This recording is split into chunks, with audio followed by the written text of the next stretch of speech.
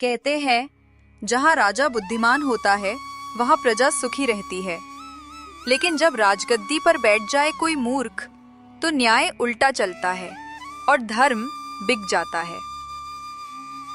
ये कहानी है उस नगर की जहाँ सब कुछ सस्ता था पर इंसाफ सबसे महंगा। ये कहानी है 1 रुपए की नगरी की और उसके राजा की, राजा पप्पू की, जो अक्ल में छोटे पर फैसलों में बड़े भारी थे। एक दिन गुरुदेव और उनका शिष्य अढ़ैया देश भ्रमण पर निकले। धूप तेज थी पर मन शांत, पग पग पर अनुभव की बातें और हवा में थी सीख की खुशबू। दिन भर चलने के बाद वे एक नगर के द्वार पर पहुंचे। गुरुदेव देखिए, कितना सुंदर नगर है। चलिए यही कुछ दिन ठहरते हैं। बेटा अढ़ैया, हर चमक सोना नहीं होती। पहले जान लें कि यहाँ के लोग कैसे हैं और यहाँ का राजा कैसा है। ठीक है गुरुजी, मैं एक बार नगरी होकर आता हूँ।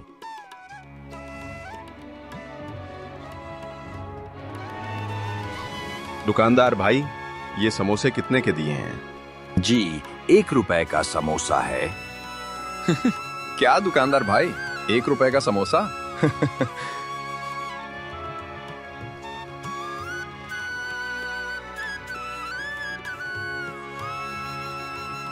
अरे चाइनीज भैया, ये मोमोज कितने के दिए हैं? 12 मोमोज की प्लेट 1 रुपए में। क्या 12 मोमोज 1 रुपए में?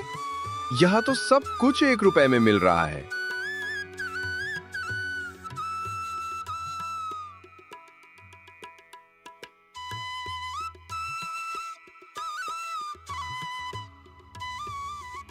भैया, ये दूध कितने का दिया है? अरे बाबा जी, यहाँ तो सब बराबर भाव है। दूध भी 1 रुपये लीटर। अरे दूध भी 1 रुपए में? ये कैसी नगरी है जहाँ सब कुछ 1 रुपए में मिलता है?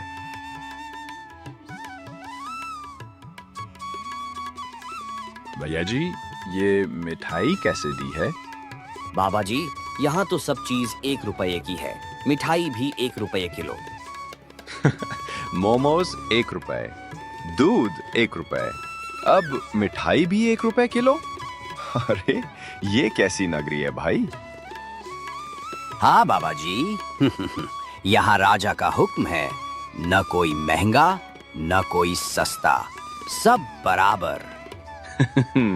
ठीक है दुकानदार भाई, मुझे 1 किलो मिठाई दे दो। मिठाई लेकर अब अढ़ैया लौट पड़ा अपने गुरुदेव के पास, मन में कई सवाल और आंखों में अचरज लिए।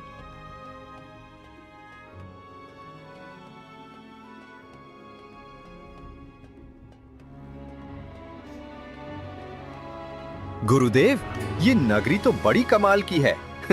यहाँ तो सब कुछ 1 रुपए में मिल रहा है। समोसा ले लो 1 रुपए, चाय ले लो 1 रुपए, बिस्किट ले लो 1 रुपए, दूध 1 लीटर, मिठाई 1 किलो, यहाँ तक कि सोना चांदी भी 1 रुपए में मिल रहा है। गुरुदेव, मजा आ गया। मुझे तो ये जगह बहुत अच्छी लग रही है। मैं तो सोच रहा हूँ कुछ दिन यहीं रुक जाता हूँ। अढ़ैया बेटा, जो जगह सस्ती लगती है वहीं सबसे बड़ा नुकसान छिपा होता है। कभी भी ऐसी नगरी में मत ठहरना जहां चीजों की कीमत गिर जाए, क्योंकि वहां इंसानियत भी सस्ती हो जाती है। गुरुदेव, मेरा तो मन लग गया इस नगरी में। मैं तो सोच रहा हूँ यहाँ कुछ दिन रुक ही जाता हूँ। यहाँ सब कुछ 1 रुपए में मिल रहा है, खाना, दूध, मिठाई, यहाँ तक कि चाय भी। आप भी रुक जाइए ना गुरुदेव, मजा आएगा। हर चीज सस्ती है, पेट भी भरेगा और जेब भी नहीं खाली होगी। अढ़ैया बेटा, जहां चीजें सस्ती मिलती हैं वहां अक्ल सबसे पहले बिक जाती है। ऐसी जगह पर ज्यादा रुकना मूर्खता की पहचान है, समझदारी की नहीं। अढ़ैया, अगर तुझे रुकना है तो रुक जा बेटा, पर मैं जा रहा हूं। पर याद रखना, अगर तुझे कभी कोई परेशानी हो, कोई दिक्कत आए, तो बस मुझे याद कर लेना, मैं आ जाऊंगा। गुरुदेव, आप तो हमेशा मेरे साथ रहेंगे। और फिर गुरुदेव चले गए। पीछे रह गया अढ़ैया। एक ऐसी नगरी में जहां सब 1 रुपए का था।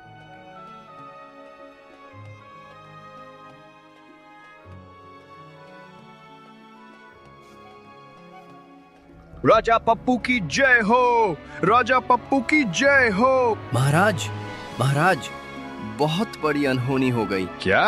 अब क्या हो गया? महाराज, मेरे घर की दीवार गिर गई और उसके नीचे मेरा कुत्ता दबकर मर गया। क्या कहा? दीवार गिरी और कुत्ता मर गया? अरे, ये तो बहुत गंभीर मामला है। तुरंत जांच शुरू करो। दीवार किसकी थी? ईंट किसने बनाई?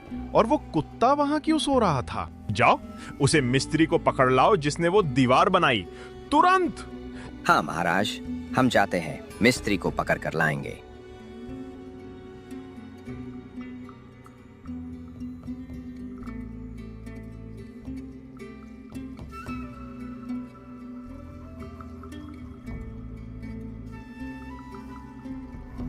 बता मिस्त्री, क्या तूने ही वो दीवार नहीं बनाई जो गिर पड़ी और उसके नीचे किसान का कुत्ता दबकर मर गया? महाराज, मैं सच कह रहा हूँ। दीवार मैंने बनाई तो सही, पर जो ईंटें आई थीं, वे कमजोर निकली। ईंटें तो कुम्हार ने बनाई थीं। मैं ईंटों की मजबूती कैसे जांच सकता था महाराज?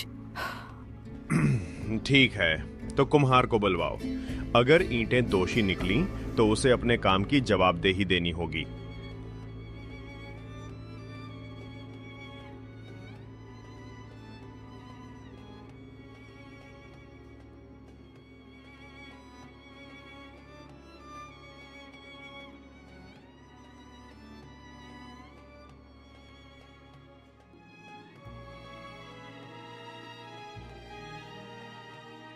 कुम्हार, तेरी बनाई ईंटों से किसान की दीवार गिर गई और उसके नीचे एक कुत्ता दबकर मर गया। महाराज, ईंटें तो मैंने ठीक ही बनाई थी, पर लेबर ने मिट्टी में ज्यादा पानी मिला दिया।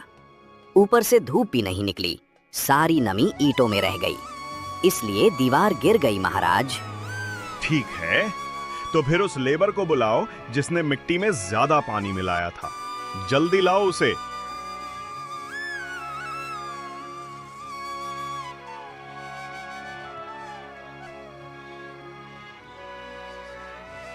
तो तू ही है वो लेबर जिसने मिट्टी में ज्यादा पानी मिला दिया जिससे दीवार गिर गई। अब बता, ऐसा क्यों किया तूने? महाराज, इसमें मेरा कोई कसूर नहीं है। जब मैं मिट्टी गूंथ रहा था, तभी आपके सेनापति गधे पर बैठकर वहां से जा रहे थे।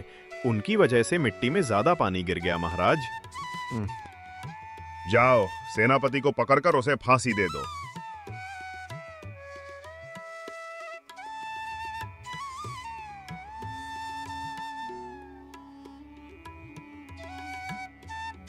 महाराज, फिर मुसीबत आ गई है।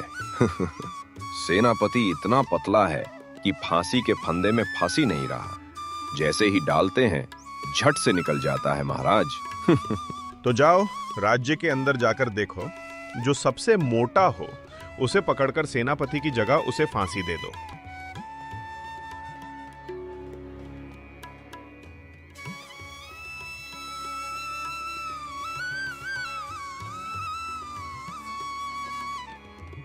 चल बे मोटे, तुझे फांसी देनी है, महाराज का हुक्म है। मैंने तो कुछ किया ही नहीं, मुझे फांसी क्यों दी जानी है? ये अन्याय है। महाराज का हुक्म है, जो राज्य में सबसे मोटा हो उसे पकड़कर फांसी दे दो।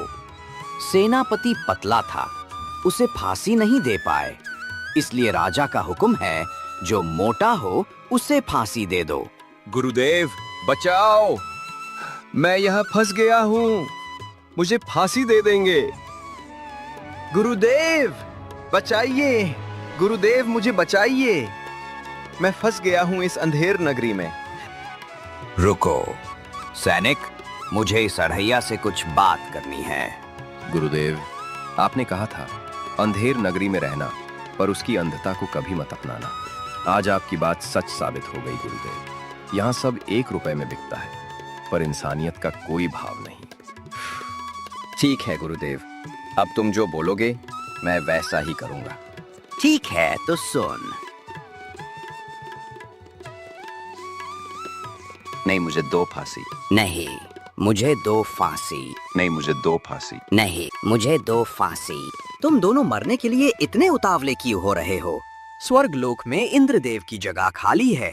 जो भी आज यहाँ मरेगा वही सीधा स्वर्ग जाएगा और इंद्रदेव की गद्दी पर बैठकर राज करेगा।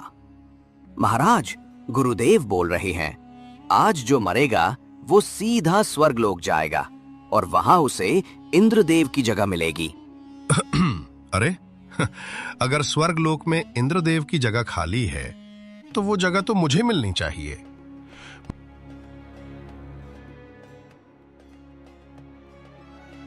अगर आपको ये कहानी अच्छी लगी हो तो लाइक, शेयर और सब्सक्राइब करना ना भूलें।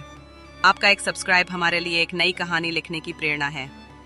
वॉच एक थोड़ी मुस्कान के साथ मिलते हैं अगली कहानी में, जहां होगा नया सबक और नई सीख। तब तक नमस्कार और धन्यवाद।